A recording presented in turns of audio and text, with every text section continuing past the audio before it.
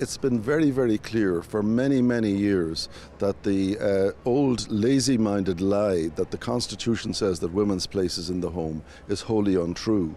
The chairman of the Electoral Commission has said it's untrue, but government ministers, in particularly the Green Party minister and various ministers and others, propagate this lie that the Constitution somehow says that women's place is in the home.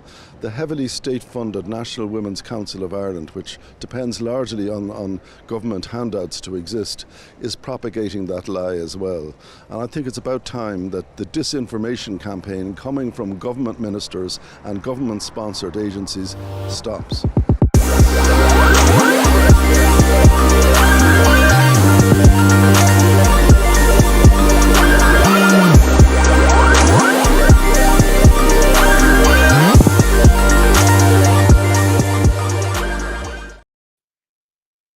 Okay, sound out. How are things, everyone? I hope everyone's weekend is going well. I hope things are well with you. We've got a good bunch of people here, which is good, as always. And yeah, can't stay for the stream. We'll catch it afterwards. Yeah, no worries. Yeah, I mean, no problem at all.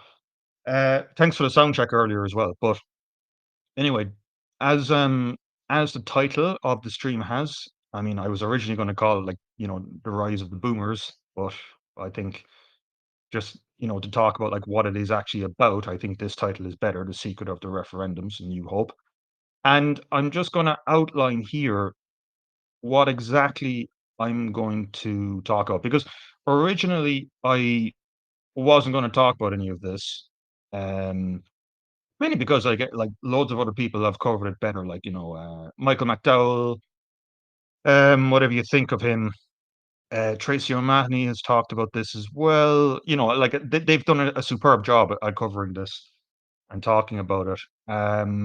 So, however, I was reading up on a few things over the past few days, and there's a few details with the referendum uh, that I haven't seen discussed that much, and I want to talk about them because I think they're interesting, I think they're important, and I think they kind of show how things work. So I'm going to divide this stream out into a number of different parts. So the first part is, um, despite kind of just what I've said there, I will give a sort of a kind of an overview of it, and what are the main points and what are the main arguments and all that.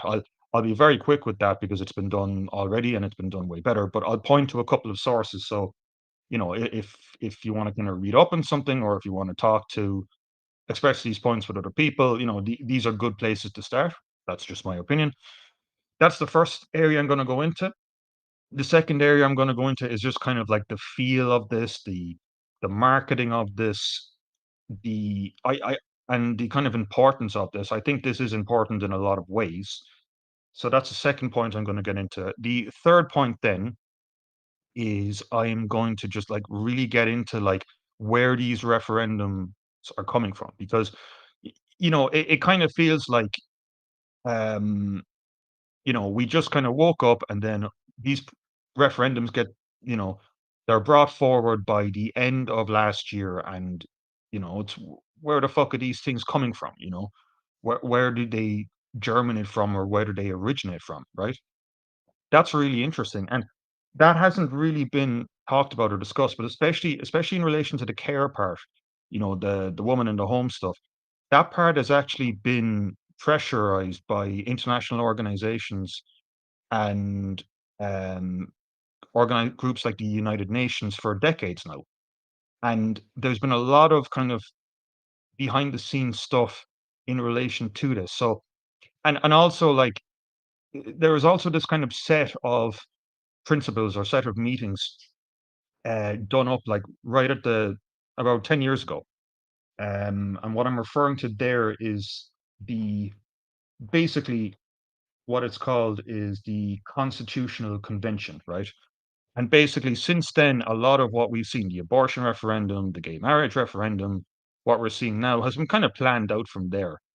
But it it gets a bit, yeah, it gets a bit grubbier than that. There's a few things going into it from different organizations and different people, and that kind of thing. Especially with the fact there is a There's a couple of philanthropy and NGOs that are kind of involved in this as well, but it builds up basically, right? Then what I'm going to do is I'm going to talk about a couple of areas which I haven't seen. I think Tracy O'Mahony glossed over them, but I kind of want to expand on them a bit. In particular, I want to expand on what's gone on in other countries in relation to the gerbil relationship thing, because I because I think, like, if people like McDowell and whatnot are talking about like case law and all of this kind of thing, well, then with the case law stuff, I suppose a starting point would be, well, Your Honor, I'm trying to argue this durable relationship thing, but in Britain or in other countries, this is how it's looked. So, if it works for other countries, it'll work for us. There's a bit of that going on too. So I'll get into that.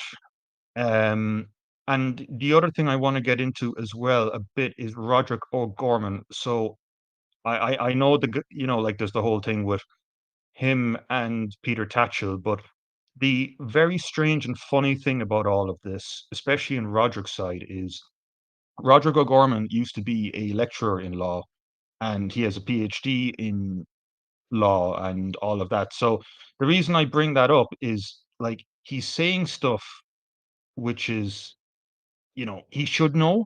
But so my kind of conclusion there is that he's not telling the truth. But also, I want to take a look at his, like, there's different conceptions of the law and what they are and what they should be like. And I want to take a look at what Roderick O'Gorman's PhD was about, because I think that kind of informs a lot of what's going on. And if anyone here has watched Tracy O'Mahony's thing, she talked about the fact that, like, there's been this weird conflict between even like Labour TDs going, "What the hell are you doing with durable relationships? What does this mean?" And Roderick saying, "Oh, no, no, it's fine." You know, um, I think that's kind of an important one as well. And then uh, finally, then I want to just talk about just kind of a couple of future things, I suppose, for the channel and whatnot, and basically where this all kind of wraps into or wraps up. So yeah, that's basically the plan.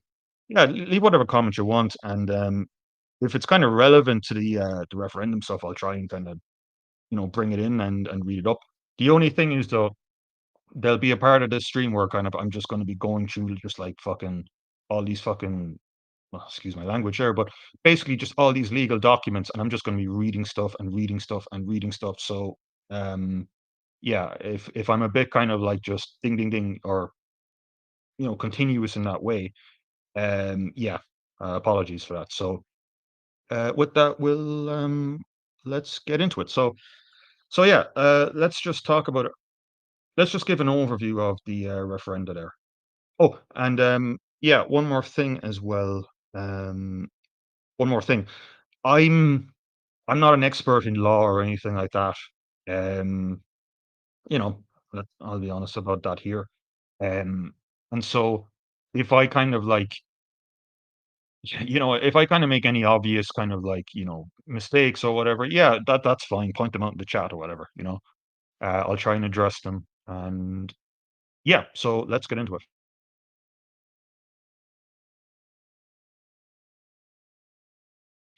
Okay, cool. So the first thing I want to talk about there is, or I want to get into a bit, is I want to talk about just kind of the mood and the sentiment of the whole thing, right?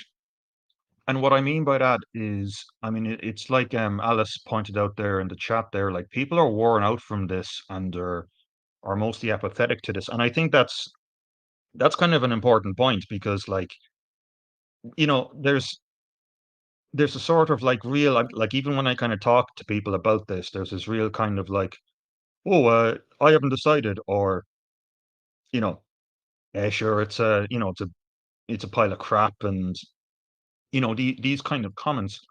And it's kind of interesting to see how that kind of plays off in it, because on one hand you have basically, what side is going to be more committed or kind of driven to kind of come out and vote, right? And you can even argue the case that, like, um the kind of no voters are, they know what's more at stake, especially with this kind of like, um, with the family reunification stuff, which is very, very kind of like dark or dodgy in its own way. But also there's a kind of a, how can I put this? There's a kind of a dark feeling about these referendums, and it's not even necessarily to do with the fact that, like, the family reunification part of it or whatever. What I mean by kind of a darkness to it is basically, and again, if I'm sounding pretentious, yeah, I mean, whatever, but like my, and feel free to disagree with this, obviously, but my perception a bit of all of this is that, you know, and again, like I'll use an example here. So if you take a look at, I remember doing some reading before on, Soviet Union propaganda and how they deal with people and how they manage people. And I was reading up on it before, and for certain elements of the Soviet Union, they would, and yeah, there is a point to this, that there is, the kind of like the message or the kind of propaganda or the impact that they wanted to have, like the media or the regime, was basically like they will have someone on like TV or radio, and they will say point X, and then 5 minutes later they will say point Y, and they will directly contradict themselves within a couple of minutes. And even the whole kind of like George Orwell 1984 thing, we were always at war with, and so on and so on. The point of that is to demoralize people. The point of that is to overload you with information to such a degree that you just go, fuck it, and you just become massively demoralized and you don't do anything, right? And despite all the kind of stuff or the nonsense that's happened over the past like decade, 2 decades, whatever point that you want to kind of bring into this, even with kind of Western media or Western programming or Western propaganda, even if you don't agree with it, the impact was not as much demoralization, or you could say it was to a degree. It was there was a they were kind of trying to convince you of a truth, if that makes sense. Like that the world works in a certain way. You can't hear the stream. Oh shit. Is this better? Okay, well, I mean, I haven't seen any other comments, so I think, yeah, I think we're good to go there. But yeah, if anyone else hears anything or doesn't hear anything, just let me know. But yeah, so just on my point there, um, it's all good. Okay, perfect. Here's Mark. Thank you. But basically, like, we wanted to, you know, when we were doing the gay marriage referendum, we wanted to kind of present a version of reality that worked in a certain way, that it's better for LGBT people to get married and whatever. And, it's that's kind of the message that's being put forward. They're trying to convince you, no matter how kind of illogical and no matter how, when you break it out and, how they call people names of racist or whatever if you disagree. Um, there was still that kind of truth to it. And even even to some degree with the whole lockdown COVID stuff, I mean, obviously the whole thing was a pile of nonsense, but I mean, RTE and the media did openly talk about the fact that, like, the thing had a 99.95% survival rate, stuff like that. Or, they talked about, remember, like in 2021, you had the whole like, oh, the unvaccinated are disproportionately in ICUs. Now, that was true. Now, that doesn't it's still a bullshit number because it didn't get into the fact that, there was hospital procedures saying, "Oh," to try and push people into ICUs if they were unvaccinated. There's literal Irish Times articles on this. Um, there was nothing about what is the definition of vaccinated versus unvaccinated. I mean, according to their definition on being on their system, you could have 1 dose, and then you could be getting onto your second dose, and you could be 13 days, and you'd still be technically unvaccinated. So you know what I mean? There was. yeah, I mean, there was a lot of nonsense in the PCR tests and all that kind of stuff, but to some degree, there was this kind of somewhat adherence to truth, you know? Whereas with this referendum, that's gone out the window a bit because they've actively started to, and like, not only have they lied about it, right? You know, they even, your one Catherine Martin being corrected by the Electoral, Commission, right? Not only have they been openly corrected on this, they've been contradicting each other in this way, in this kind of like side to side, like one guy says X and one guy says Y manner. I mean, for example, I have a, you know, like if you took a look at Tracy O'Mahony's stream, she was talking about the fact that like, you know, Roderick O'Gorman was talking about like, oh, you know, just we got the durable relationship concept from EU law, but you know, the word durable or the phrase durable relationship, you know, will mean something different in Ireland compared to European Union. And then today, and I have a clip of it there. I'm not going to play it because of like just sound issues, but if you go on Fine Gael's Twitter and listen to Varadkar, there's a little Fine Gael promotional snippet of Varadkar saying, "No, we got the whole thing, and we expect to go in this way." You know what I mean? Like I can't remember, I can't remember whereby like this utter unadherence to the truth um before, like, you know, like it was transitioning or it was going away during the lockdown. But, you know, it's just astonishing to me. I mean, and even the way that they've done things like, you know, simple freedom of information requests on, um, the minutes of meetings discussing this, not people not allowing access to that from Roderick's department. It's yeah, it's really something like, you know, that transition has built up over the past couple of years, and it's kind of culminated with this referendum. So that's the first thing, and then the second thing as well is just like even kind of thinking back, or you know, looking back at that kind of Ben Scallon thing. You know, the that whole conference whereby they were um seen to ignore um you know, Ben Scallon and even Barry White. So I'll get into that too. That was interesting too because I think what happened there was basically there's been some like meeting or um there's been some like um basically there's been, basically they've obviously had this issue with grip and to a lesser degree the ditch, and they haven't been kind of happy with that. And um whenever government and media want you to do whatever they want you to do, always do the opposite. Well, in this case, yeah, absolutely.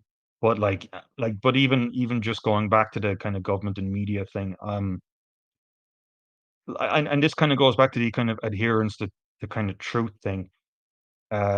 It's clear that they were told, or they had a plan in their head to ignore people like even Barry White or Ben Scallon. So the plan seemed to be, you know, in relation to even certain conferences is like, you know, we can't ban them, right? We need a free and open media, right?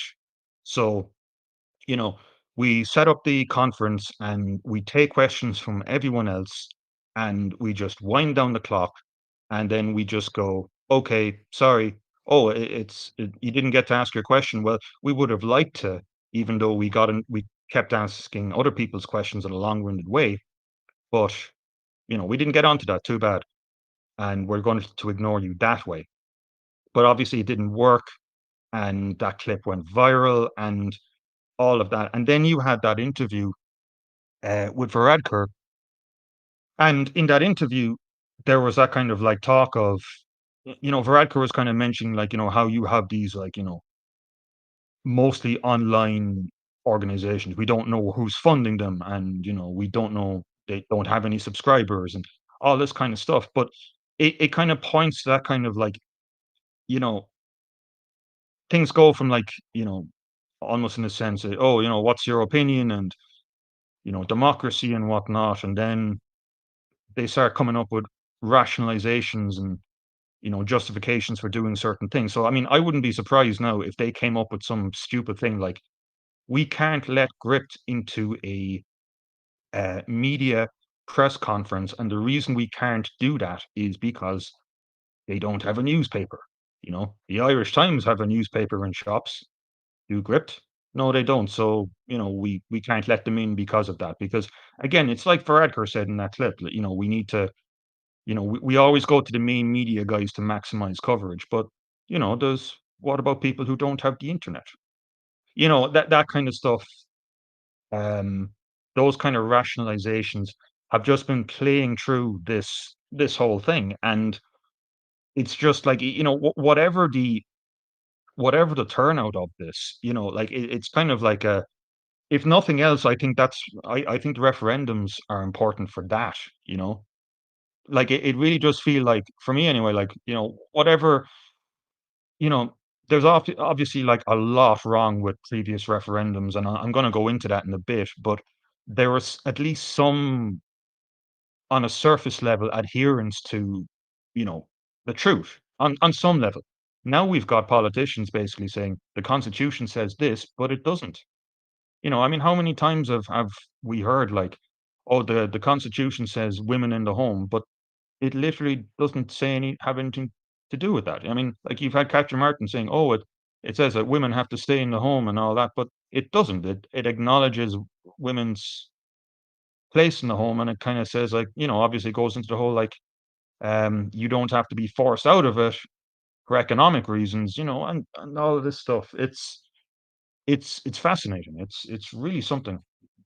Um, so yeah, like that kind of attitude. So will it pass or will it not? I mean, yeah, I mean, you know, on one hand, there's no enthusiasm for it, and that kind of unpleasant feeling, that's the whole thing. Like I think it's just because of the fact that they are increasingly blatantly lying on this, and that even goes into Roger O'Gorman a bit, which I'll expand on there.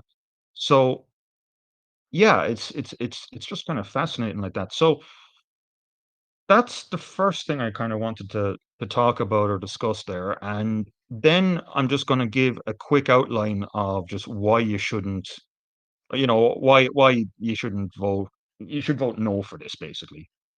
Um, but yeah, it is, like, the attitude to this certainly feels like it's changed over the past week or 2 weeks. There's a lot of people who are still in the kind of like, "Well, I don't know" bracket, and, it could be something as stupid as fucking a really stupid event that happens next week. Someone says something stupid or some mini scandal goes and people just like go, I'm sick of this.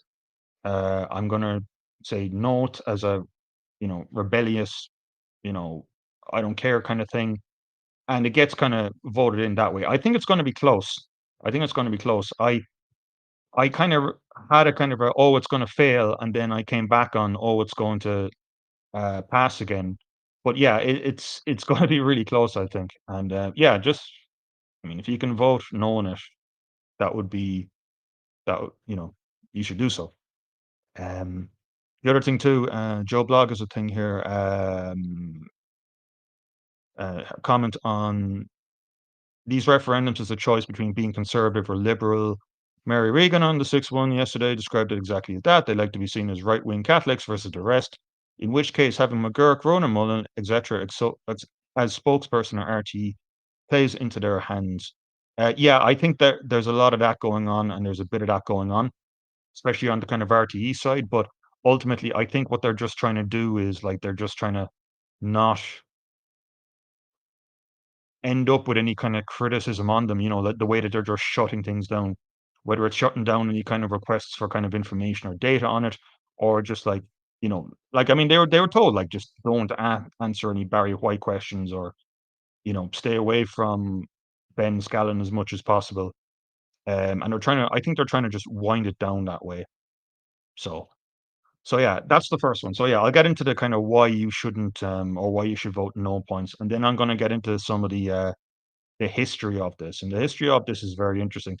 Long story short, the history of this is that like uh, the referendums are have been pushed by a number of big organizations, the United Nations, and the the kind of starting point to get people on the side of these things, and even the abortion, the gay marriage referendum, has been funded by collusion of UCD academics and uh, a couple of a head of an NGO philanthropy and a guy called Chuck Feeney. And Chuck Feeney is actually invested in or contributed to Sinn Féin as well, which is interesting too. And that might even explain um, Sinn Féin's attitude to the kind of like, oh, let's just run this referendum again, because the whole thing is just strange. But even the whole like free legislative scrutiny, the lack of that, the way that this has been pushed in, Roger O'Gorman and all of that. But yeah, hopefully if I go through it, it might explain a few things and where this is going. So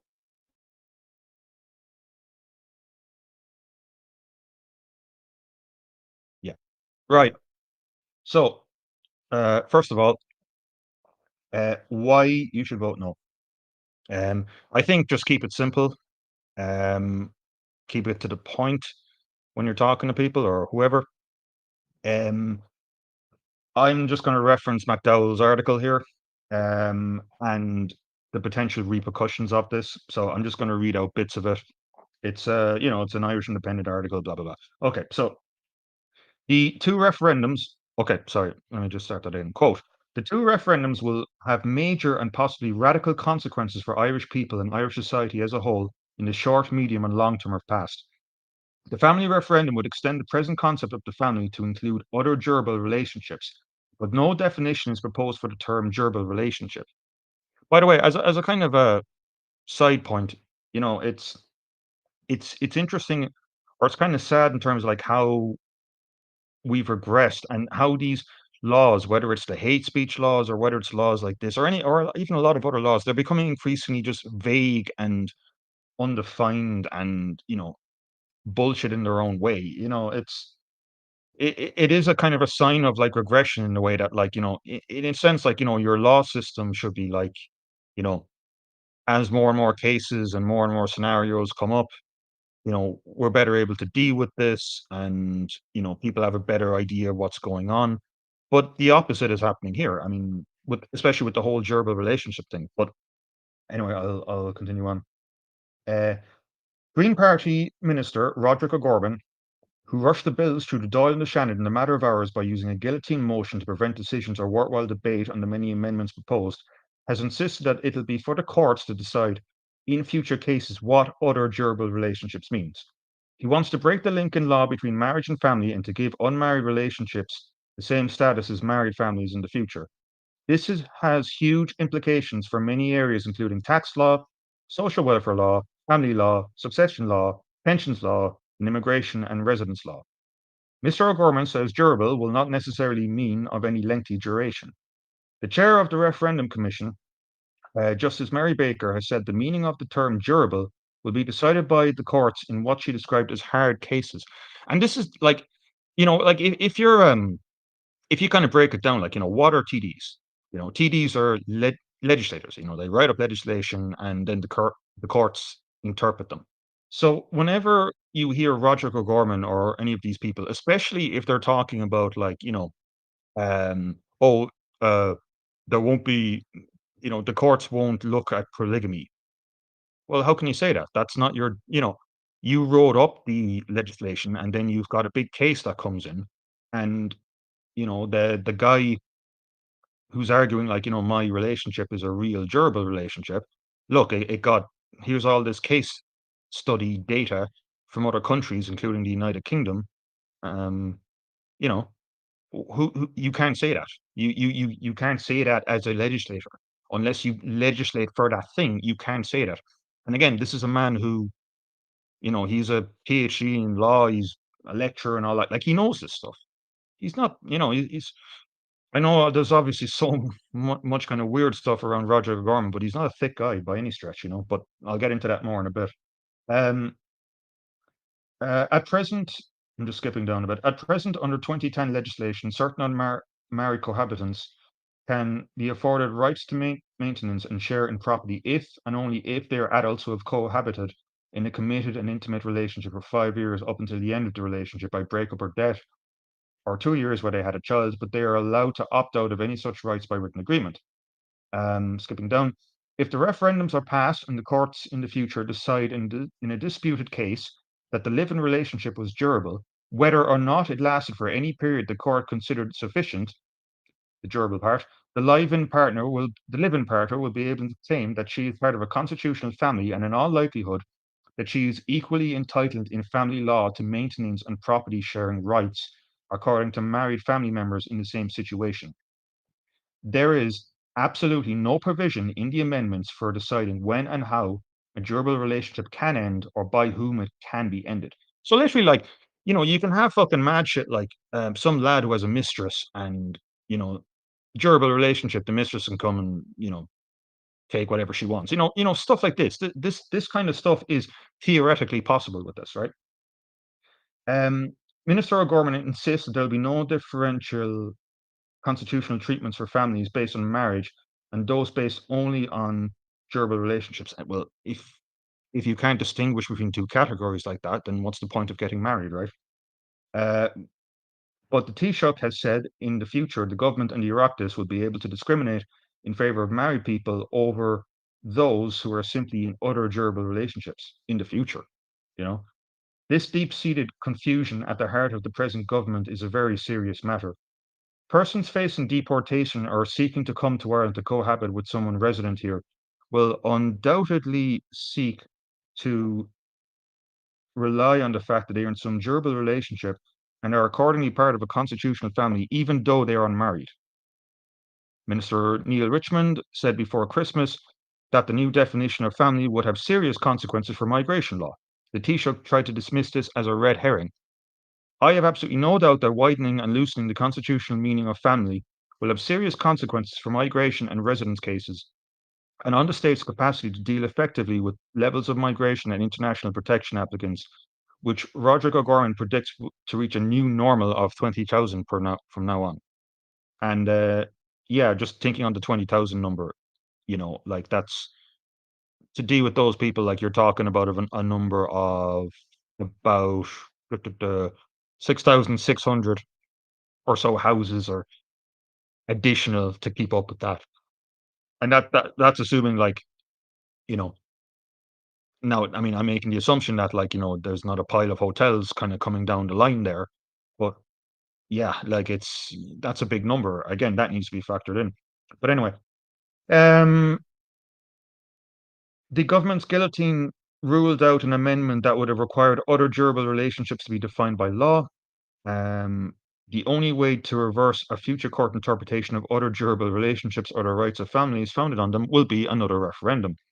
Likewise, Article 41.2 has been used by the Supreme Court to define valuable protection for mothers who freely choose to care for children in their home and that their families from unfair alimony decisions and income tax laws that would oblige them to seek work outside the home against their wishes. Deleting the only reference to mothers from the Constitution will have no beneficial effects from such mothers.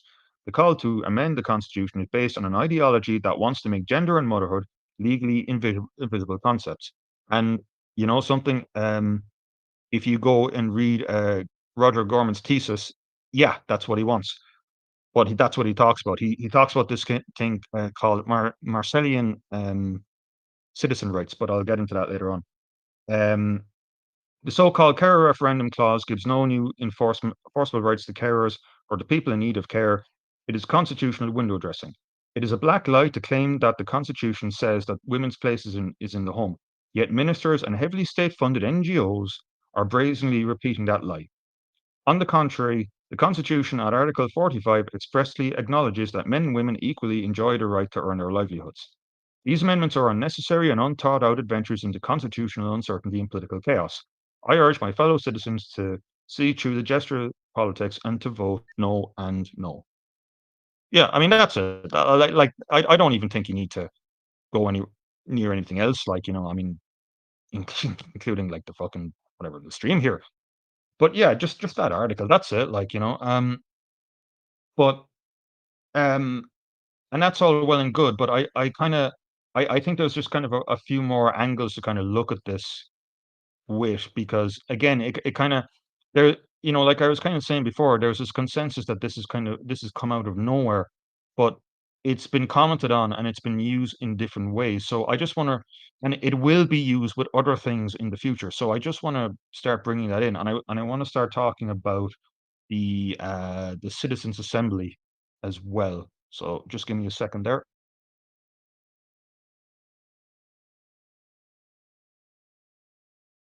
All right, sorry, I've got about fucking 50 tabs open here. So um yeah, there's um oh yeah, and just maybe one more thing as well. Some of these documents I'm going to be reading are they're long enough. Like I'm not going to even come close to reading all of them. I'm just going to be reading out paragraphs. But when I kind of read something out, I might end up like skipping down a few paragraphs or whatever. So I don't want to be kind of saying quote all the time, and where it is and whatnot. So just to keep that in mind. But yeah, back to where this kind of originates from. So I've got a document here, um, which basically it's a joint committee on justice and equality, and it's a report on the actual pre-legislative scrutiny that was done on the amendment of the Constitution Role of Women Bill in 2018. And it's a good document because it kind of goes through the history of what's kind of happened here. So I'm just going to take out a couple of uh, key bits here. So just bear with me a second. Okay.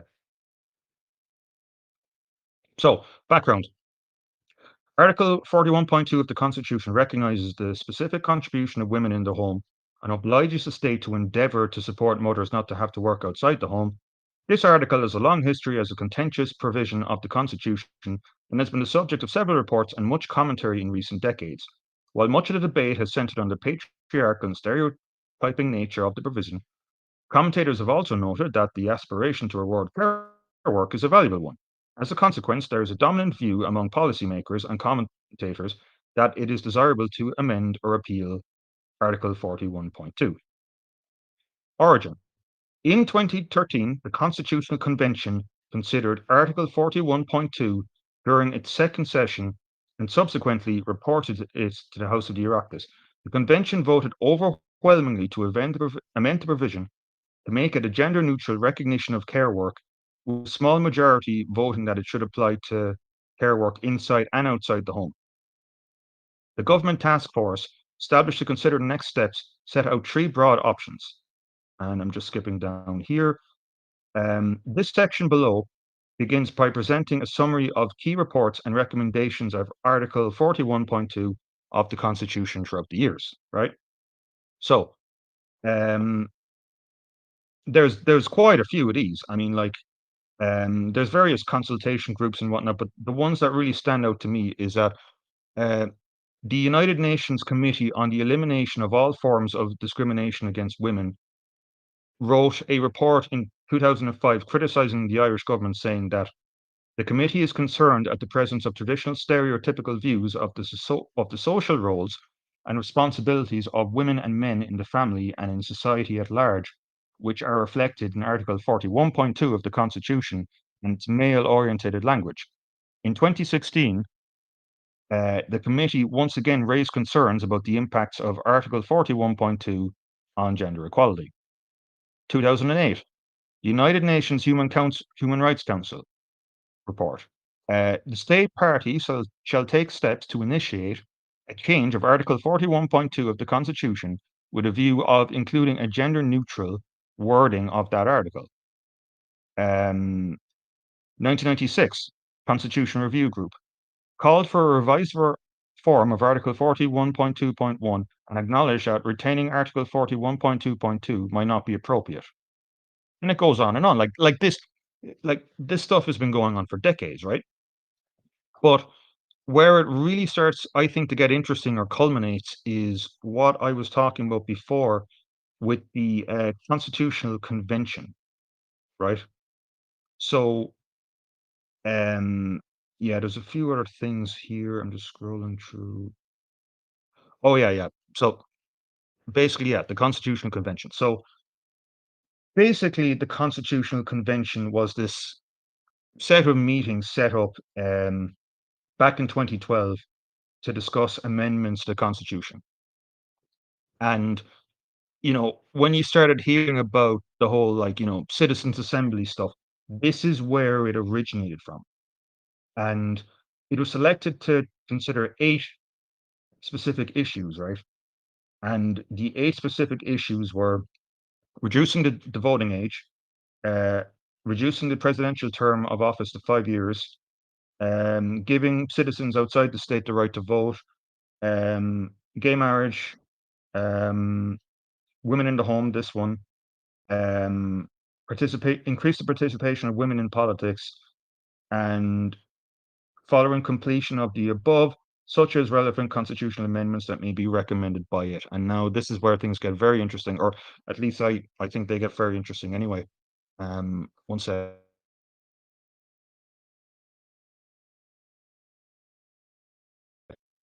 Now, the first two things is, how was this convention put together, right?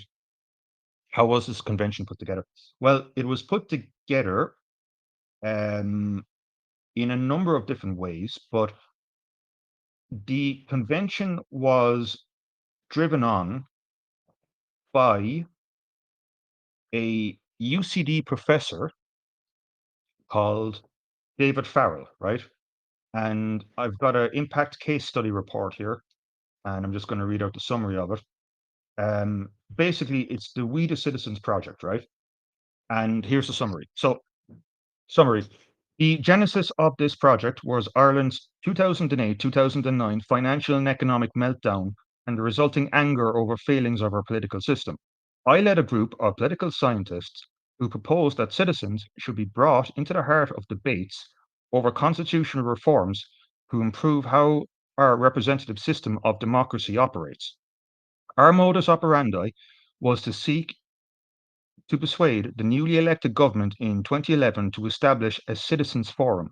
We established the We the Citizens movement, whose year-long activity of work culminated in Ireland's first national citizens assembly in June 2011. The data analysis underlying this assembly was presented to government, which some months later established the Irish Constitutional Convention. I was appointed research director with key responsibility to ensure that the ICC followed deliberative practice. So this project kicked off the whole citizens assembly thing. Now, the next question is, what funded Professor David Farrell's intervention here?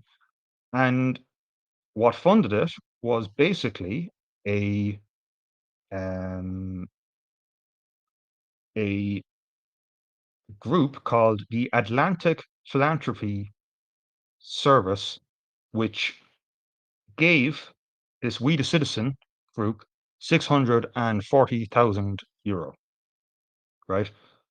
And who was behind that group? By the way, I just want to give a shout out to the Archiving Irish Diversity channel, because he's done a bit of work on this. That channel is full of amazing research, but basically the guy who ran that, um, the guy who ran Atlantic Philanthropies is a guy called Chuck Feeney. Okay, Chuck Feeney has is sort of the equivalent of an Irish George Soros, for lack of a better phrase, and he has funded a lot of things. I've got an article here from the Guardian from a few years later, um, but basically it references, and I wonder, interesting to see what John Waters thinks of this, because there's a bit in here. Um, Basically, the article is talking about how John and Chuck Feeney were kind of against each other, So basically, here's a quote from it. Some in the No campaign have countered with claims that the Yes side had benefited from millions of dollars donated by the Irish-American multimillionaire Chuck Feeney and his Atlantic Philanthropies Agency. John Waters, the award-winning Irish columnist and writer, which opposes gay marriage, Waters said it was outrageous that Feeney's agency has been allowed to swamp the Irish democratic process. He and Senator Ronan Mullen alleged that Atlantic Philanthropies is financially backing the Yes campaign because it funded a series of pro-gay marriage organizations ranging from the Gay and Lesbian Network to Amnesty International in Ireland. Atlantic Philanthropies declined to answer questions about the claims, but backers of the Yes campaign firmly rejected them. They said that there are groups that adhered to the strict rules on campaign funding set up by Ireland's standards in public office. And the the thing to keep in mind with all of this, is it has actually been considered a really big success, the idea of the Citizens Assembly. So I've actually got a bit here from, and again, this is it was the AIDS channel who picked this up, archiving Irish diversity. But he's got an extract here from uh, um, Klaus Schwab's book, Stakeholder Capitalism, on citizens' assemblies, right? So basically, what he says here is, I'm just going to get the Irish part here. Bear with me, I have a copy of it here. Sorry, what's that? Okay, cool. Nope, it's not it. Uh, There you go. Okay, so here's a quote from that book. Uh, As I wrote in another 2019 op-ed, rather than focusing on the pinnacle of the global government's pyramid, we should be tending to the fractures in its base. One country that did an extremely interesting experiment in this regard is Ireland. For decades, abortion was political kryptonite for Irish policymakers. But then, Ireland tried a socio-political experiment that is fit for our age of division. It convened a citizens' assembly to devise abortion legislation that a base of voters could support. The Irish Assembly selected 99 citizens and one chairperson at random to convene a body that was broadly representative of society as reflected in the census, including age, gender, social class, regional spread. As such, it achieved a much wider diversity of views than one finds in the established political system. The public closely followed the proceedings of citizens' assemblies, creating a unique sense of broad-based political participation. People cared about the issue being discussed, but they also learned to appreciate the views held by those that they disagreed with. Ultimately, the assembly issued recommendations including legalizing abortion, which was then put to the public in the form of a referendum. Many of its proposals are now law, and that all originates from Chuck Feeney, and that all originates from the all of this. And it's just interesting a couple of lines later on in this. Like, I mean, you read through some of this and it sounds kind of fine on paper, but then there are lines here like, um, he's talking. I'm skipping down a couple of lines, and he's talking more about like, here we go. So, if implementing referenda in the past led to scaring results, there he's talking about Belgium, uh, which did more to separate citizens than unite them and lead to the eventual abandonment of the system. It is now experimenting with more consensus seeking stakeholder participation, such as mediated conversations between various interest groups and gatherings of randomly selected citizens to increase the sense of participation in a democracy, not increase participation, the sense of, right? So that's interesting too.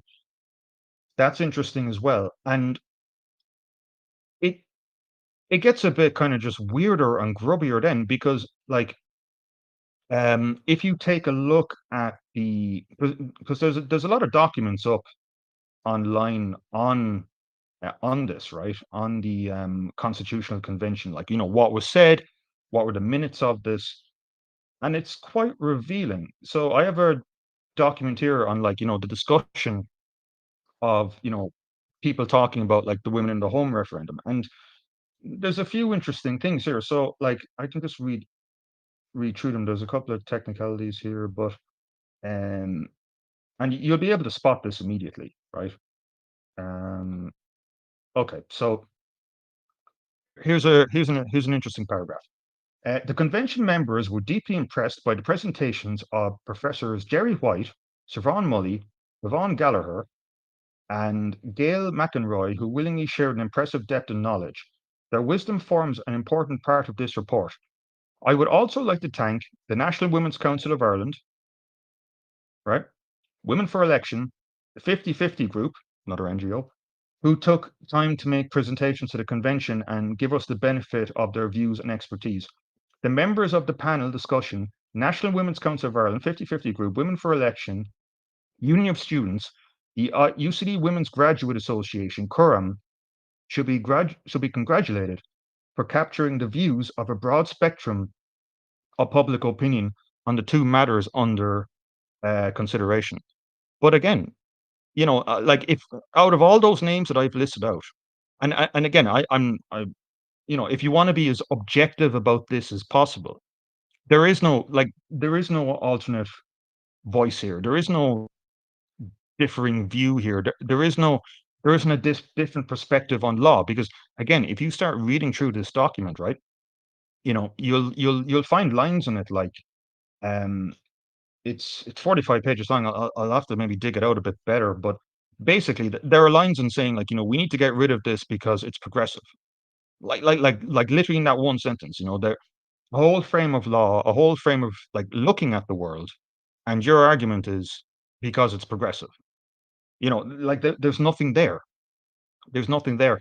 And like even in terms of like how they got the answer, because the Constitutional Convention's finding there was basically like, oh yeah, people agree on the amendment. But if we go through some of the questions, right, after they've been talked to by all these like left wing NGO academic types, right?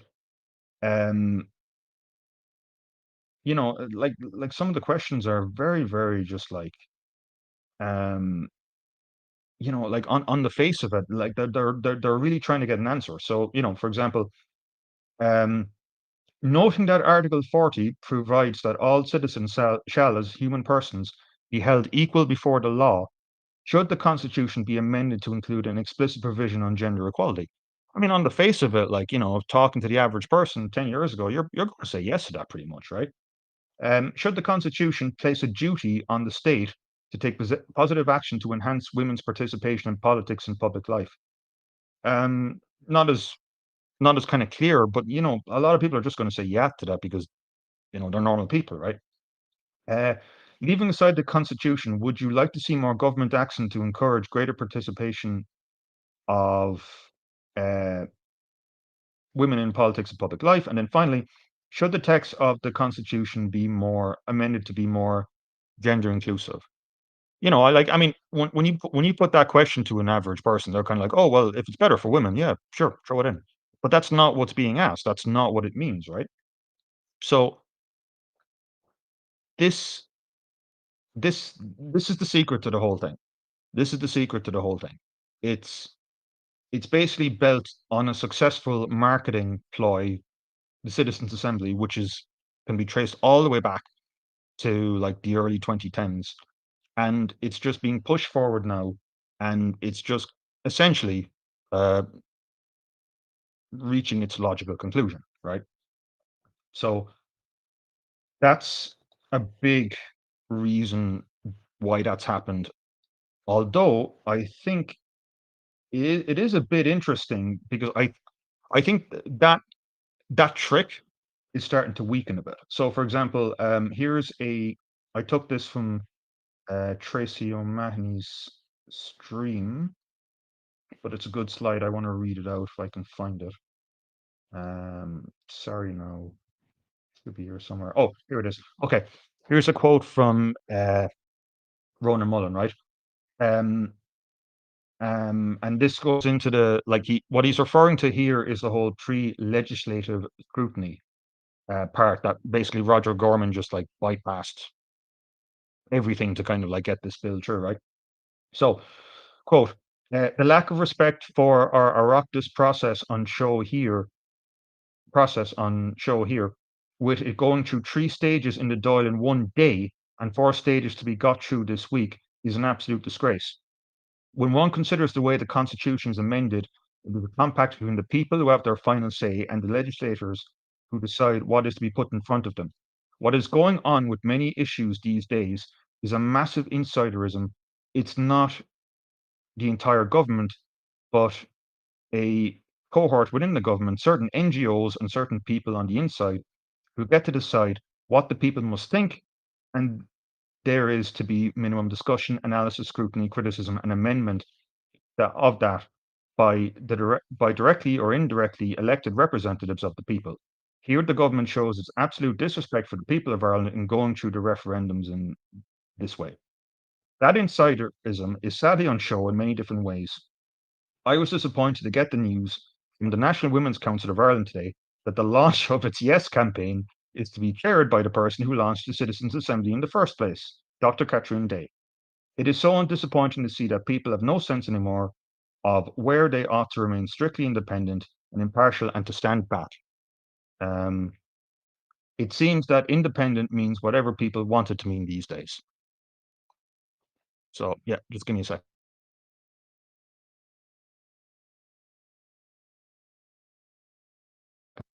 Okey doke. So,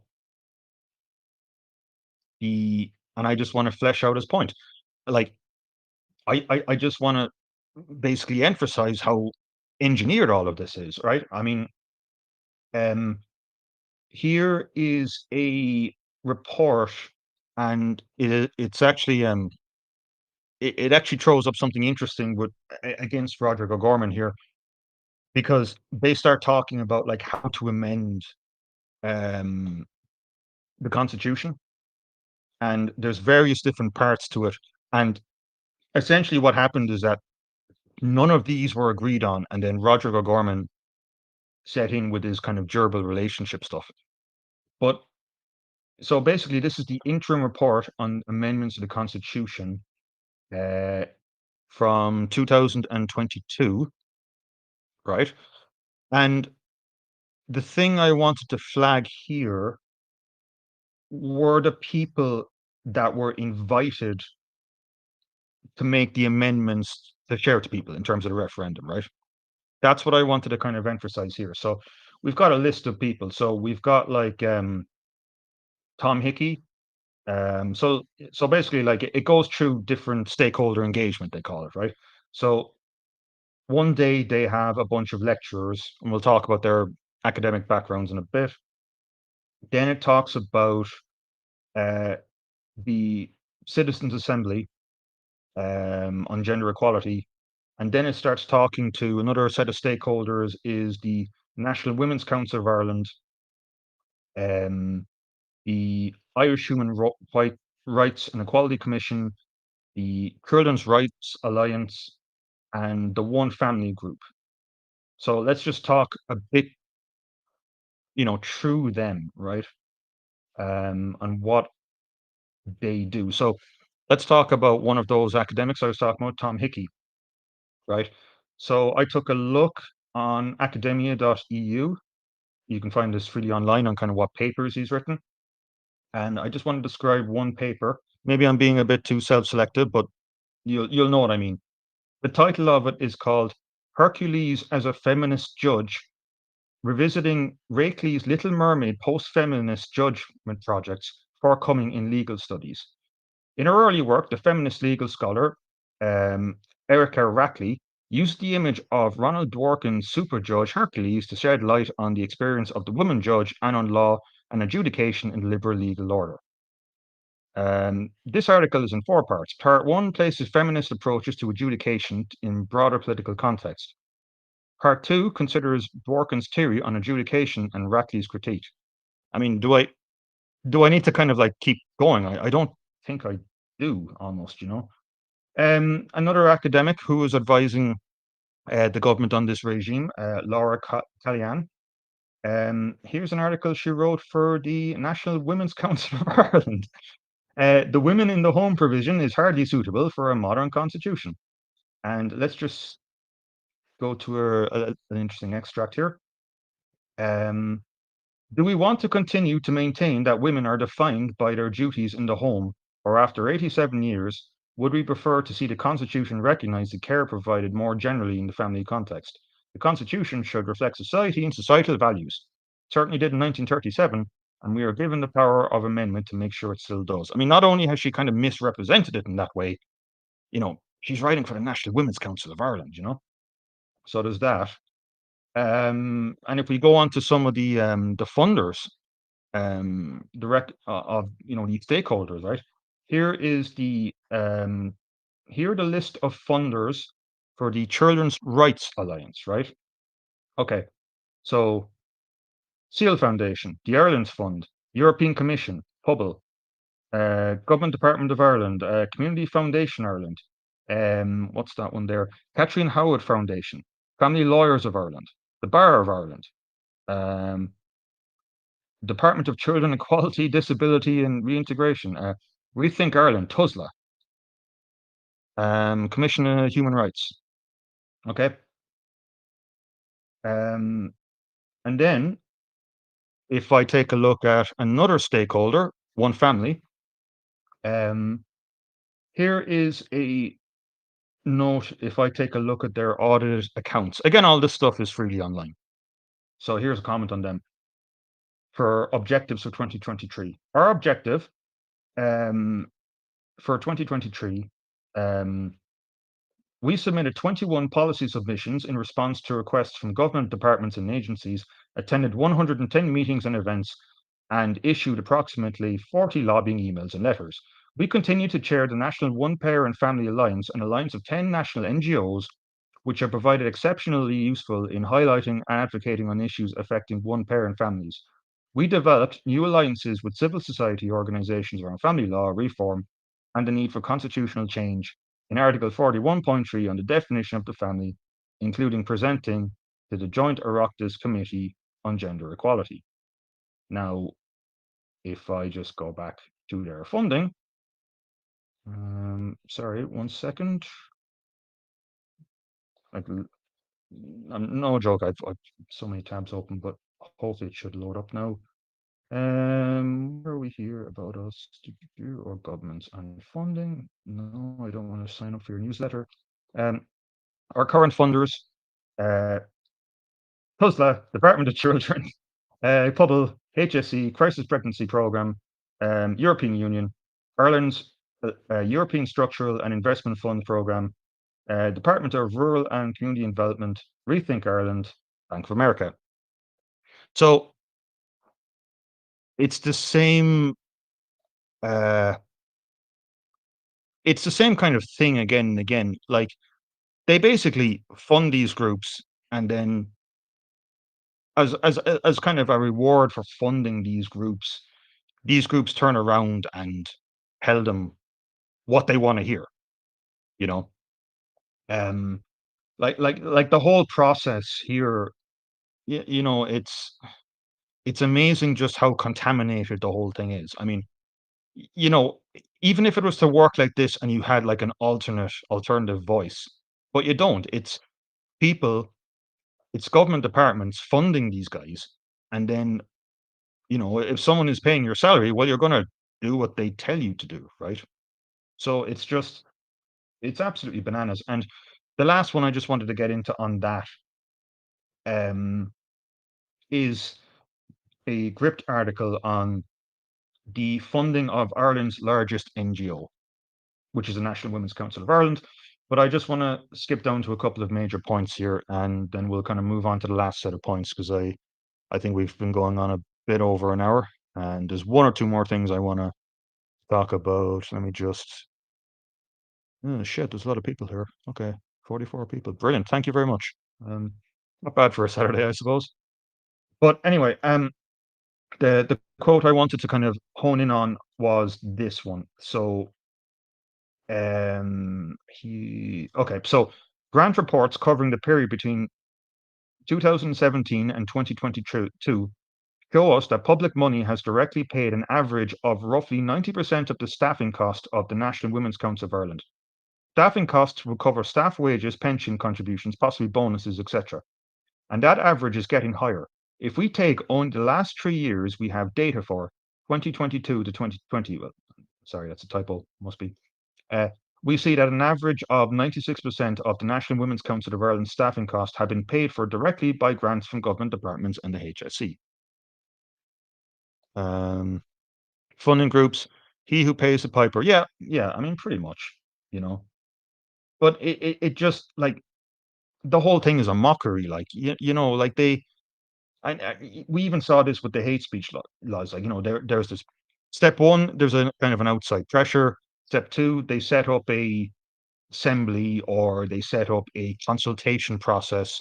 And with the assembly, they stick their own kind of like biased academics or friends in that to make people who are selected for it to vote a certain way. Or they then um or they then like, in the case of something like the hate speech laws, you know, they they get consultation in and they get people, oh yeah, I support the hate speech laws because you're paying me money. I mean, that kind of way. And then they push it forward, and then, well, because we had the Citizens Assembly and we had a bunch of random people engage with us, um, the people want this. It's grubby, like it's fucking grubby, like it really is. So, um, but that's the main part that I kind of wanted to talk about here. I mean, like, you know, just the kind of NGO and the outside funding and Chuck Feeney and things like that. Oh, actually, yeah, there is one more thing I wanted to reference here, and this is in AIDS or archiving diversity, Irish diversity. Yeah, please subscribe to them or to that channel because it's like personally, I would say like the two best channels on Telegram, Irish Telegram, are. And no offense to anyone else, but the two best ones are that channel and Late Stage Ireland. Um, they both have like a great combination of different facts and different like bits of information. And in fact, um, it's very interesting. Like even because AIDS puts up a lot of. I hate having to say that again, but you know what I mean. He puts up a lot of like interesting stuff on like people like Desmond Fennell and what their kind of opinions were of um, you know how things changed in the 60s and the 70s and the 80s and all that kind of stuff. But Um, yeah, I just want to read out one quote there because it explains a couple of just strange things. Bear with me, I'm just looking for it here now. Um, okay, here we go. I think we have it here. Okay. So, yeah, so Chuck Feeney was the largest donor to Sinn Féin, mostly donated during the 90s leading up to the Good Friday Agreement, which fully fused the Irish elite to left-wing Atlanticism. Mr. Feeney said he had given substantial personal donations, not from the Atlantic Foundations, in the last 2 years to the Washington office of Sinn Féin, the political wing of the Irish Republican Army, which in 1994 entered into a ceasefire with the British that was broken last February. Public records show that Mr. Feeney had contributed some $280,000, making him the group's largest single American donor. Uh, while Mr. Feeney acknowledged that some would criticize his support for a group linked to the IRA, he said his gifts to Sinn Féin had been monitored to ensure that they would be supporting only non-violent activities.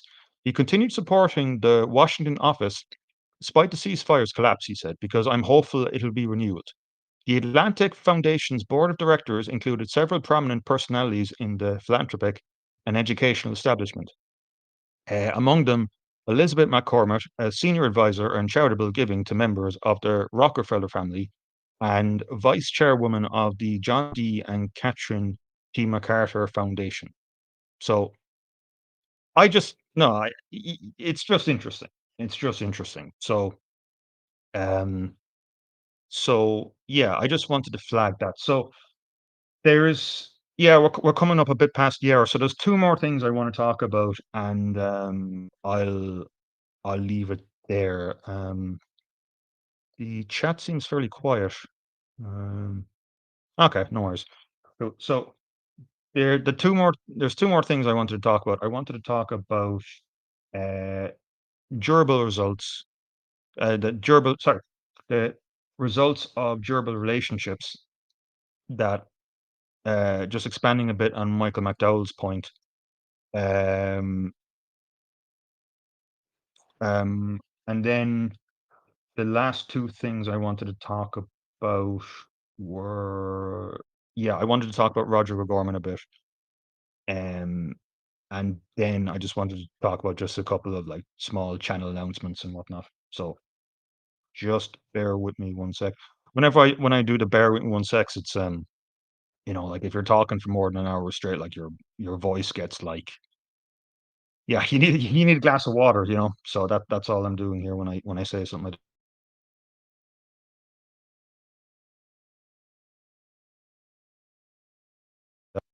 I don't want to kind of slurp or whatever into the mic.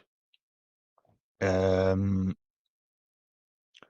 a big part of the motivation for politicians funding the NGOs is that it provides a safety net and employment option for politicians if they fail to get re-elected. They can have absolutely no skill set to work in a traditional um, um, in a traditional commercial enterprise at senior level. So a huge network is built between the senior management of those NGOs and TDs.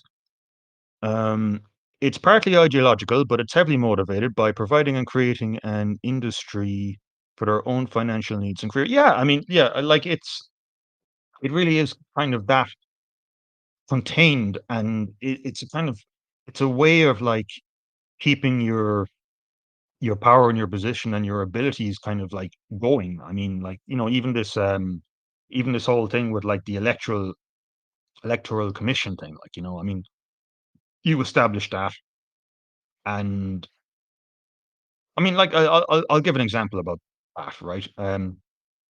There was a Fine Gael TD called Noel Rock who lost his seat in the last election, and he created a company, which, by the looks of things, essentially it's a way of like linking up tech guys to politicians and NGO guys to politicians. Um, like it really it is kind of a like rising tide. I bring you up, you bring me up, and so on and so on. Um, no matter how much I hate, yeah, I mean, yeah, well, quiet because thank you. That's very nice of you. No, I wasn't complaining. I was just like, I was just like, um, basically as if there is nothing kind of like to talk about, then yeah, I'll shut things down. But yeah, no worries. Okay, so durable relationship results, right? Um, so here's a little um experiment or a little kind of project you can do. Um, you know, Google around and take a look at things like, UK durable relationships, um, European law, and you'll find some interesting things. But what you'll find is a lot of companies kind of like consulting and offering services on this. And here's one I found talking about what is um, durable law under EU settlement. Actually, first, before I go to that, I just want to talk about the actual durable law part of it because I've spent more time talking about the care part of it, but I want to talk about the durable relationship part a bit now. So, um, Tracy O'Mahony was talking about the Bill's Digest for the 39th Amendment of the Constitution. There's It's a really interesting document, but there's two parts. She didn't talk about as much. I just want to talk about them there briefly. The first one I want to talk about there is kind of a little bit of a kind of a snaky one, which is talking about the income and the taxation system here. Um, so where is it now? Yeah, okay, here it is. So the income tax system is one key instance where a civil service impacts on assessment and treatment, with married people, civil partners receiving differential treatment.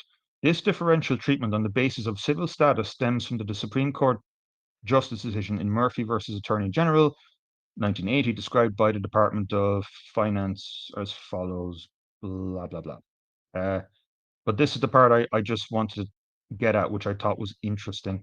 Um, it should be noted that tax treatment can result in significant tax savings for married couples when compared to cohabiting couples on the same income, and provided a number of illustrative examples of this, showing the maximum tax savings between household types. On the basis of social welfare of social charges in respect of family structure units, the recent Commission on Taxation and Welfare problematized the concept of relying on marital status. I'm just skipping down here. Um, I'm skipping way down, but basically the point I wanted to talk about is in some countries, the positive impact would mostly be for couples in the low and medium parts of the income distribution. By contrast, in Ireland as well as Luxembourg, the impact is extremely positive across all income deciles, with the middle part of the income distribution benefiting the most. Policy-wise, the report concluded that there were significant implications in respect of this differential treatment, including that such treatment violated the principle of horizontal equity. In other words, parity of treatment for married couples, civil partners, and cohabiting couples, and raise questions in respect of gender equality on the basis it might impact on the labor force participation of secondary earners. That, my reading of that is um, it's basically like we want to get more tax, and, and married people have like tax breaks and certain things like that. That's what that kind of reads into a bit. So, and the fact that it's in the Bill Digest here, it's something that's not kind of talked about. That a part of this actually might even be just like a cynical ploy in terms of the whole marriage thing, so that the government can bring in more tax. You know, so that's one thing I just wanted to reference. But the part that I wanted to talk about here um, is they reference a Supreme Court case. Um, so they mention durable relationships here as being a kind of a EU concept. Um, ish. Ding ding ding. Freedom of movement and blah blah blah. This right is yeah, the Citizens Directive. Okay, cool. So the point I wanted to reference is a particularly interesting. Okay, so here we go. Um, Regulation 5.1b of the 2015 regulations concern permissions for permitted family members to enter the state, and includes within the definition of a permitted family a person who is the partner with whom a union citizen has a durable relation duly attested.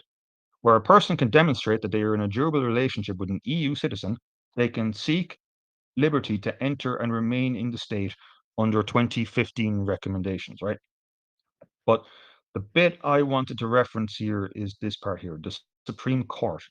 The Supreme Court considered the interpretation and application of the Citizens Directive and the 2015 regulation in the Mohammed Uzair Pervez, apologies if I'm butchering that name, versus the Minister for Justice and Equality, Ireland, and the Attorney General.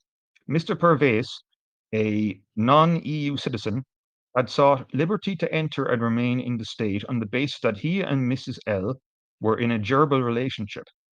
Mr. Pervez made an application for liberty to reside in the state in 2017. The minister refused his application, finding that Mr. Pervez had failed to demonstrate that he and Mrs. L were in a durable relationship. The refusal was upheld by an internal review, and Mr. Pervez then sought judicial review. In the High Court, Mr. Justice Barrett found that the Citizens Directive had not been properly transposed into Irish law, and held that the test applied by the minister concerning the examination of durable relationships requirement was vague and unclear. Barrett, J., accepted the argument that the 2015 regulations failed to define the concept of durable relationships duly attested, and the lack of legislative guidance as to how the test should be applied, or proofs needed to satisfy the test, meaning the law does not offer an effective means by which to exercise the rights provided by the Citizens Directive.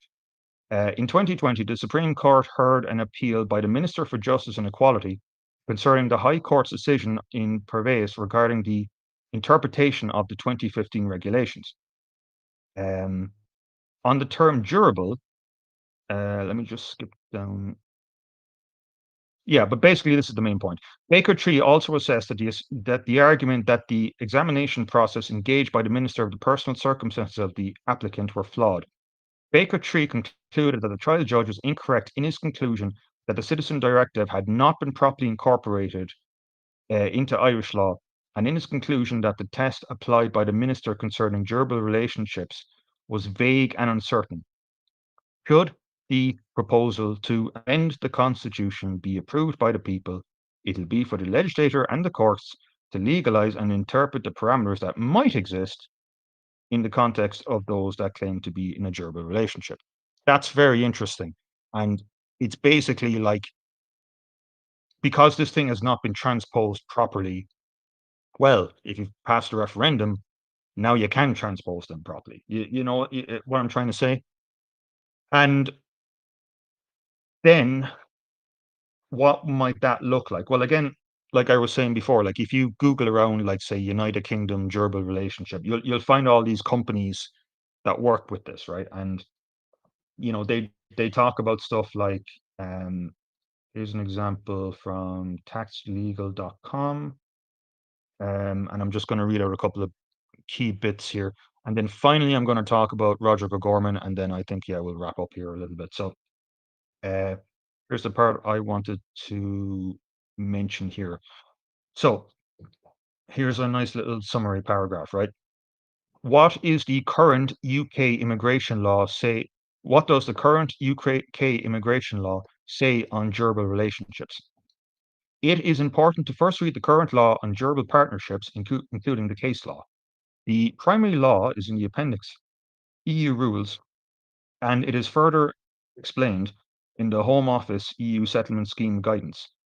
The applicant is in a durable relationship with the relevant EEA citizen, with the couple having lived together in a relationship akin to 2 years or more, unless there is other significant evidence of the durable relationship, for example, joint responsibility of a child. The Home Office guidance confirms that the reference of the couple having lived together in a relationship akin to a marriage or civic partnership for at least 2 years is a rule of thumb, not a requirement, and Home Office must consider the case in which there is a significant evidence of a durable relationship based on all the information and evidence provided by the applicant. So the time span is not necessarily a big thing here. So the other part I just wanted to get into here is, again, this is from the UK, religious marriages. This gives some clues to what durable might also mean law when it comes to whether there is a durable relationship in a particular case.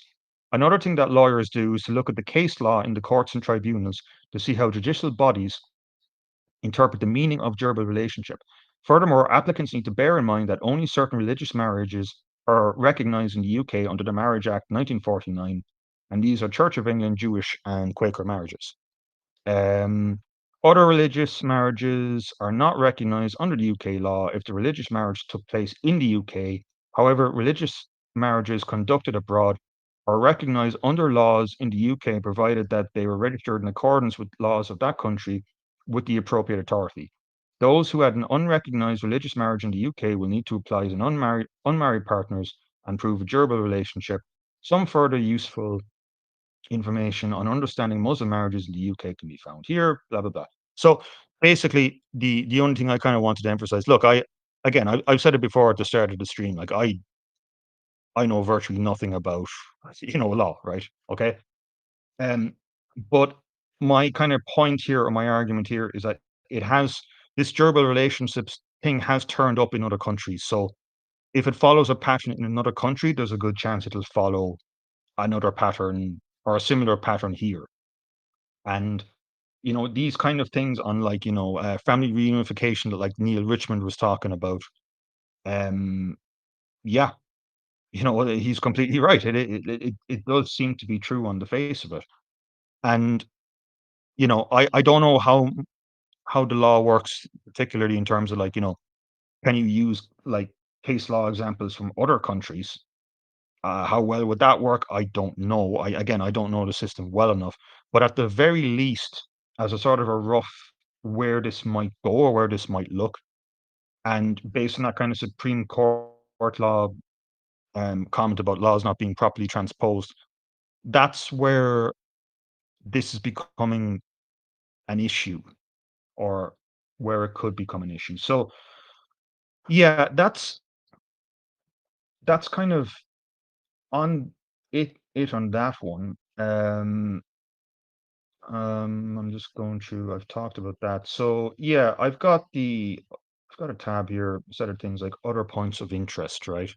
So I want to talk about, and I'll leave it here then. Um, just checking the comment section here. Okay, cool. Right.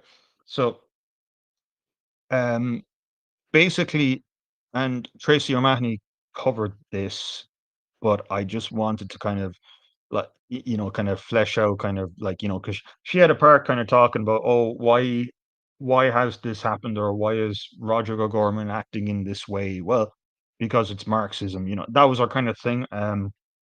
I I think I might have a little bit. I mean, there's all the other stuff that's going in on top of this, but I just wanted to talk a bit about Roger O'Gorman, because another strange aspect of this entire bill is not only the way he was able to get past all this pre-scrutiny legislation stuff, and not only was he getting comments and Doyle debates about, like, why have you changed everything?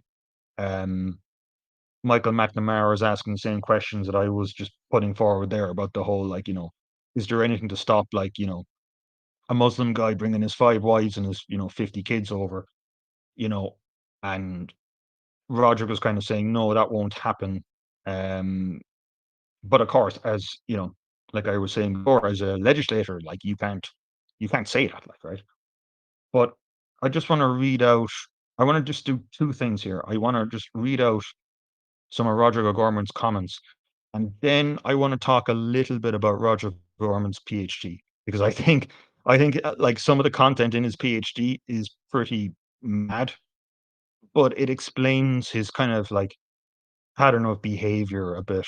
Um, I doubt Roger O'Gorman or people like him have any idea of the structures guiding these weaklings in positions of power. Well, yeah, I mean, possibly. No, no, you are right in a lot of ways, but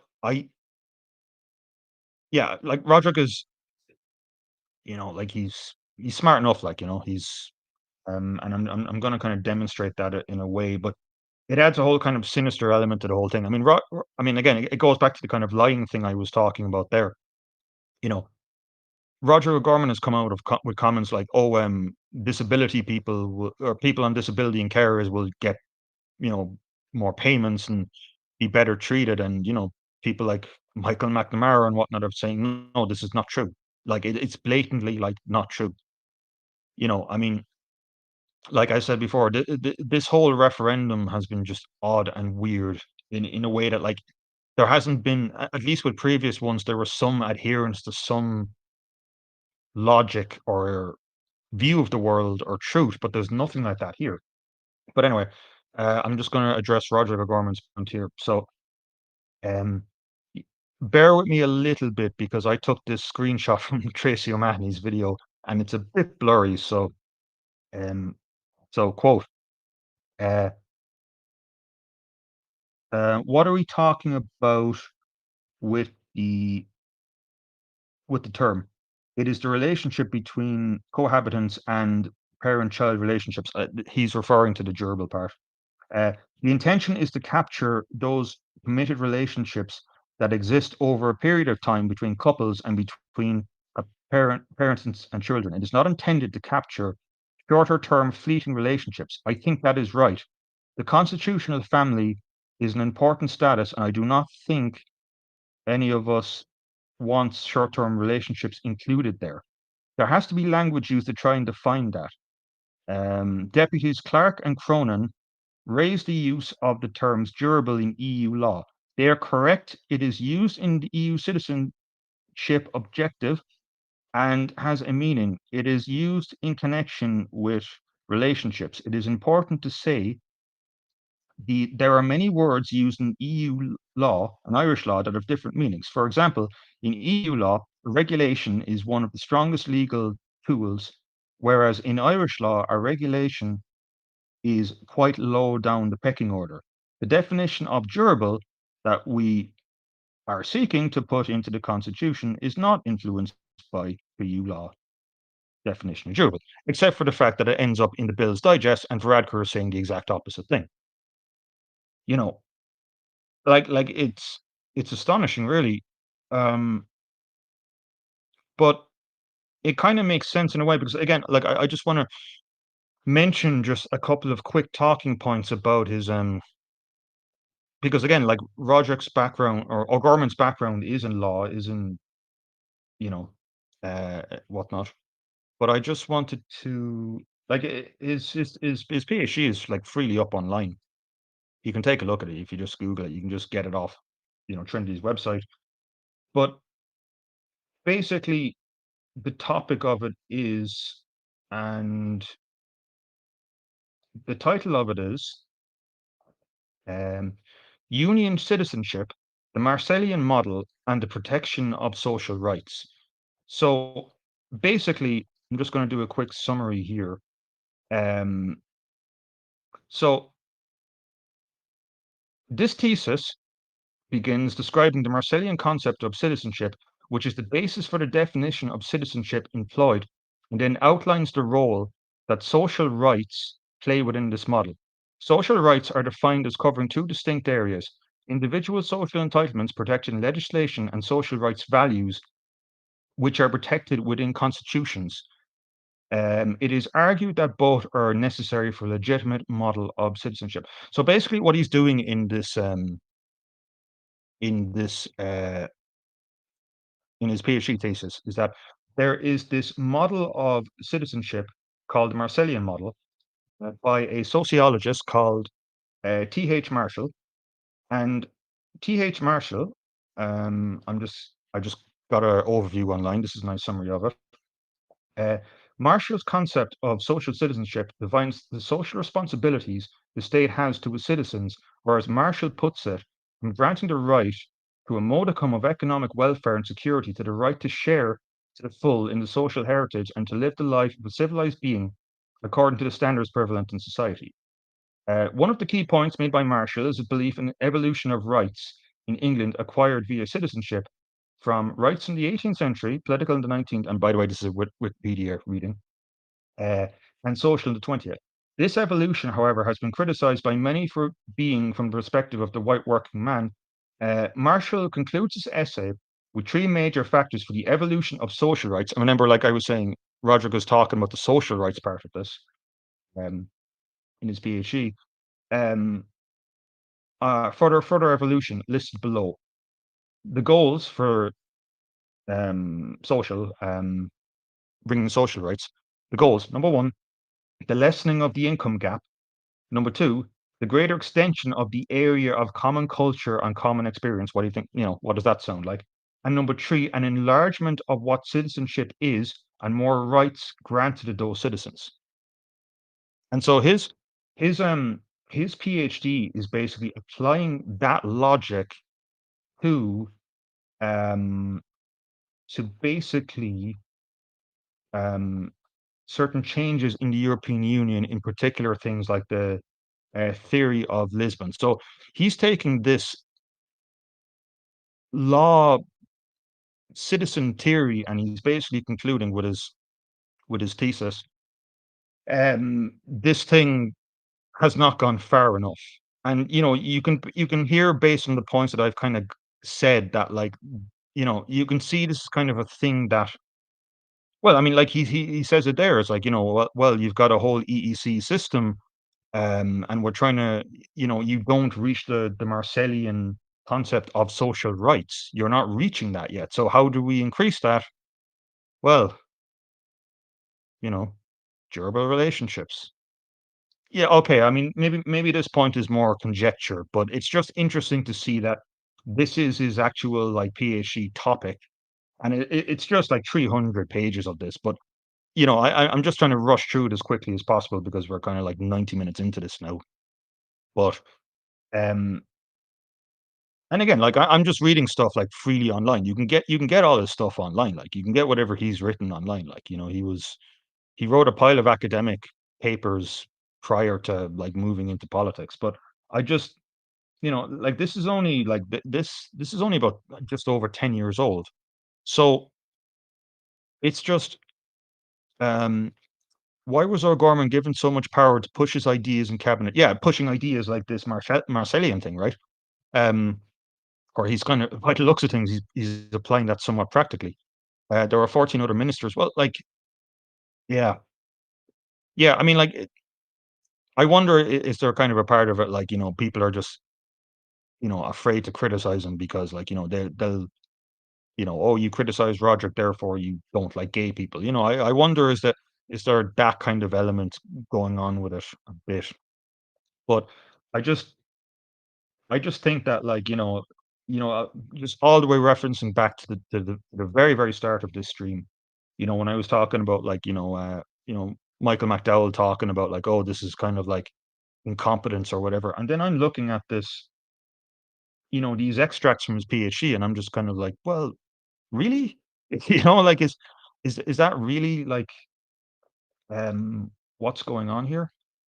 Um, because, yeah, he is a very, very he is a pretty smart man, like, I mean I'm obviously not saying, like, "Oh, he's great," or whatever, like, I mean, the whole Peter Tatchell stuff. But yeah, it's pretty interesting or it's pretty messed up. Anyway, we've been going on for more than 19 minutes, so I think we'll leave it here. Yeah, there's a lot of stuff here. Um, I just wanna kinda leave off with, like, 2 points. First one is please vote on this. Um, you know, I mean, like, it'll be very interesting to see, like, whatever way this goes, um, if they lose it or if they win it, um, this will impact the local elections and the general elections in terms of, like, confidence and, morale and things like that. So it's kind of interesting on that front. Conor McGregor actually just came out a couple of days ago saying, "Don't vote for this," vote no for this as well, which is an interesting turn. So that's one thing I would say. Um, and then the other thing as well, I just want to talk about there briefly, and this is kind of, like, I had in the title here, like, I called it like a new hope, right? Um, I, you know, one of the things I think we should be doing in general, or like, and this isn't even a political thing, really. It's, you know, I think kind of people need a positive vision and, people need a positive idea and people need like positive goals to kind of work towards, right? And the reason I kind of bring that up is, again, like some people in the, and okay, like you're kind of justified in thinking this.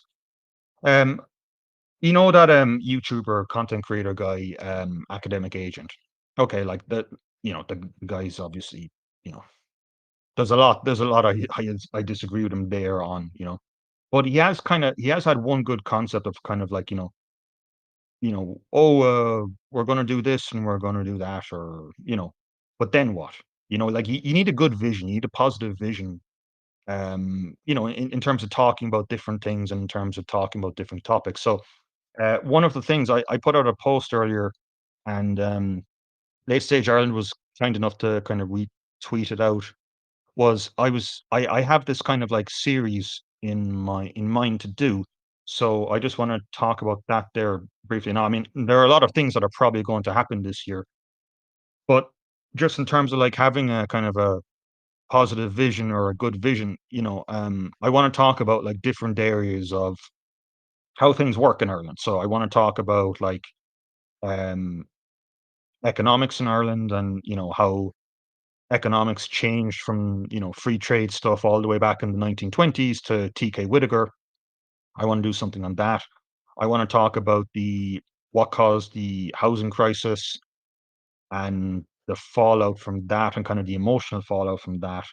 I want to talk about the energy sector and how that's going to kind of move into things like our foreign policy. I had a list of about like 8 or 9 things, but I kind of went through them on that, and like even the other thing I wanted to bring up or address is like I think one more interesting thing about this referendum is just how the perception of all of this has changed. I mean, one thing that I still can't, you know, that kind of it's just interesting to kind of like notice it. And it's the whole kind of thing about like the Constitution says women's place is in the home, and it doesn't, right? And then you kind of say that, and you kind of go, oh, and they kind of go, oh, okay, well, the language is like anachronistic or whatever, right? Um, and then you're kind of like, yeah, well, so what? It's just like everything to a certain perception of these people is just massively just offensive when it shouldn't be, you know? And it's just, that's kind of indicative of, like, a view of the world, right? How do you view, morality? How do you view law? How do you view, you know, the working of things? And how do you view how like, even the concept of durable relationships, I mean, like, you know, uh, Tracy O'Mahony kinda mentioned this about the fact that, like, you know, single parents and, whatnot and unmarried people are protected under the Constitution anyway. But again, you're talking about even differences in how you perceive the world in terms of like, a few decades ago, there would have been kind of an ideal you move towards, right? You know, that you get married or, the statistics and the data shows that like, kids who have a grow up in a married family do better, stuff like that, right? And that's the ideal you strive towards. Even if you don't end up there, or even if you fall out of that, you kind of try and live up to an ideal, right? Whereas, you know, the kind of perception is turned into more like, oh, let's just bring everything down, basically. And again, this is not a condemnation or kind of saying, oh, unmarried. I'm not saying that at all. I'm just saying that like the perception seems to have used to be like you try and strive for something, the best version of yourself. Whereas now it's just like just squashing everyone down under a big, squishy mallet or whatever, you know? It's just it's just very interesting how the perception of things has changed, and it bleeds into everything, like, or it bleeds into a lot of things. Like, I mean, for example, like, um, the AIDS channel I was talking about there posts a lot about Desmond Fennell, and, Desmond Fennell, like, has talked about how the perception of Irish people on what Ireland is and what it should be changed as a result of a lot of the economic changes that occurred in the 60s and the 70s. So it's and your perception of how things work and your relationship to other people, it's very it's very interesting. I mean, even the fact that like I forget their name, apologies, I'll have to scroll through the chat. But someone above there was talking about the fact that like about people being atomized and whatnot. Well, in a sense, does that kind of not fit into the whole kind of gerbil relationship thing, right? And what I mean by that is that like, people's relationships are more intangible anyway. And so if you were, grew up a few decades ago, you'd be around married people and there would be that kind of relationship and that's it. But because people are more atomized right now, the idea of a durable relationship is kind of just a more normal thing, you know? Anyway, look, I'm talking kind of babbling shite. Um, yeah, that's pretty much it really. I don't know if you have any, but if you did, yeah, they're the two best channels on here by for me anyway, by a good stretch. And again, that's nothing, um, that's nothing against any other channel. I'm just, those are my two personal favorites. Unfortunately, the likelihood is they will, based on the bookies odds. Yeah, I mean, yeah, that's that's a fair point to bring up as well, bookies odds. Um, Although I haven't looked at any of that stuff that much really. Um, Need to do a talk in Ireland on the safety valve of immigration as government policy. Well, yeah, that's interesting as well because like there is a sort of a change on that. Like, and that's where the whole kind of TK Whitaker stuff talks about. Like, there's kind of a mixed couple of things that started happening with that in the 60s.